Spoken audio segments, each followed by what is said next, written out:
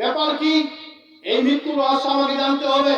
তার গোসল হয়ে গেল, কাফনের কাফন হয়ে গেল, উপস্থিত মানুষের কাছে জানাজা হয়ে গেল, জানাজা কবরস্থ হয়ে গেল, ওই দুর্বল মানুষটির কবরস্থ হয়ে গেল। এমন অবস্থায় মুয়াজ্জিন সাহেব চিন্তা করলেন, আমি তার বাড়িতে গিয়ে তার স্ত্রী সন্তানদেরকে একটি সমবেদনা দিই, একটু ভালোবাসা দিই। মুয়াজ্জিন সাহেব চলে গেলেন, তার স্ত্রী পর্দার শহীদ আছে।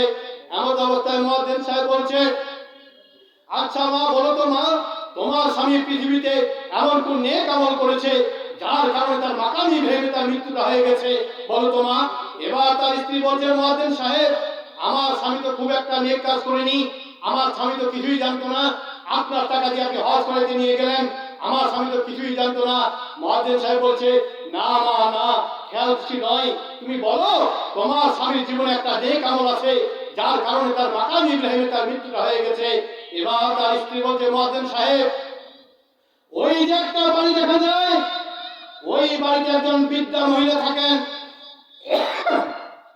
বয়স কি তার 80-90 বছর হবে, কিন্তু এই বৃদ্ধা মহিলাকে দুনিয়াতে দেখাশোনা করার মতো মাহারাম বলতে কেউ নেই, কেউ নাই।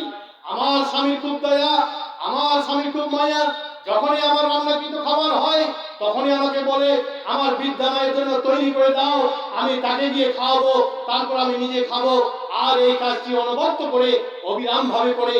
তখন ওই বৃদ্ধা মহিলা আমার স্বামীকে দোয়া দিত, আল্লাহ, আমি একজন বৃদ্ধা মহিলা, দুনিয়াতে আমাকে দেখাশোনা করার মতো মাহারাম বলতে কেউ নেই, কেউ নাই।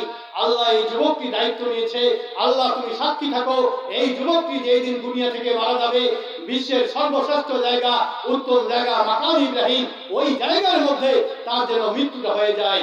দোয়া কি কবুল হয় না ভাই? হয়।